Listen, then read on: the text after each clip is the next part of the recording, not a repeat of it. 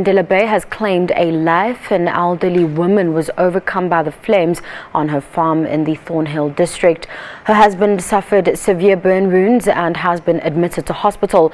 The fire also claimed a number of farm dwellings in the area.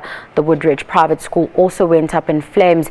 A gale force wind in the afternoon stretched the firefighting teams to their limit. Firefighters will remain on their post throughout the night fighting the blaze. Now, for the latest, we now speak to the spokesperson in the Nelson Mandela Bay region, Mthubanzi Mniki. Mthubanzi, thank you so much for joining us this evening. Now, what's the latest situation with regards to the Van Staden's fire? The situation is still challenging for the firefighting team on site. They're still trying to control the fire. You must also remember that if the situation is windy, as it is here now in PE, it tends to be difficult for them to control so that they can start extinguishing. That's what actually happened with Woodridge. 50% of Woodridge now has gone down, burnt down, and a number of classrooms, teachers, quarters, and libraries have burnt down. So they are trying to contain the fire now. N2 just opened N2 a few minutes ago for cars to start moving again. But our traffic officers are on site to make sure that motorists are not in danger. And we also plead to motorists to follow instructions from traffic officers. There are other areas also that are still burning around the city. And some areas in Uitenhage that have led to electricity blackouts in a number of areas in Uitenhage. We've just issued another warning about our water supply because the electricity that is disturbed now also feeds into our water pump stations. So just pleaded to the residents to use their water sparingly because will be a bit under pressure tonight and then tomorrow morning because some pump stations do not have electricity due to this ranging fires and windy conditions. Now, we know that earlier on many of the people that were affected by the fires had been evacuated. Are there any other communities that have had to evacuate?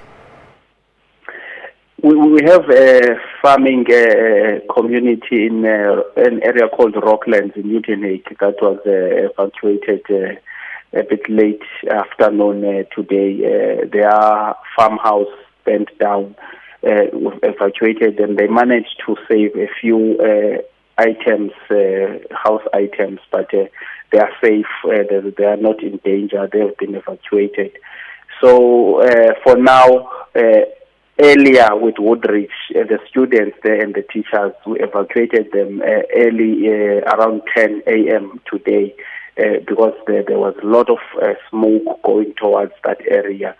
So they are safe also in that area, and some farm stalls that are in that area were evacuated earlier during the day. So those are the evacuations that have happened so far.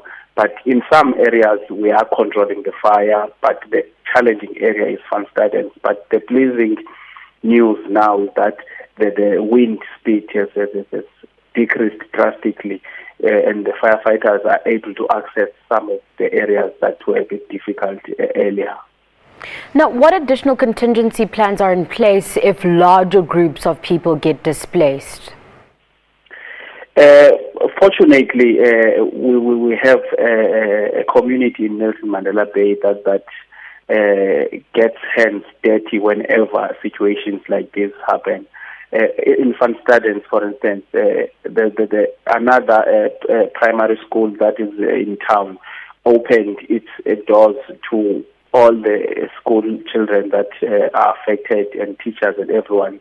Private business came out in numbers with food, with clothing, and everything that is needed. So they are housed in that private school, in that primary school around town in an area called St. George's. They are housed there now, and some counseling is happening for some of the school children. It's a bit traumatic for them. And then also our disaster management department is there and then on standby for any eventuality in all these areas. And we're also pleased that businesses came out in numbers, calling our call center, offering help. Some of the businesses have also offered their firefighting equipment and personnel to come and assist our firefighters. We are pleased with that. That's the kind of community we have here in Nelson Mandela Bay. Speaking of the firefighters, just finally, is there any aerial support available to assist the firefighting efforts if the wind allows tomorrow? If the wind picks up again tomorrow, we've got, for instance, we've already have an operational center that has been established. That includes South African Police Services, all the security cluster departments, and all the interested parties like your business and stuff. We are working from that center, and everything that is being done is coordinated from that center. We have not yet, as the municipality, explored the approach of military as NISA has done, but the political principals are going to be in charge of that area, where we will explore every option that is possible. But we are looking at also the South African Weather Services, how they see things going towards tomorrow.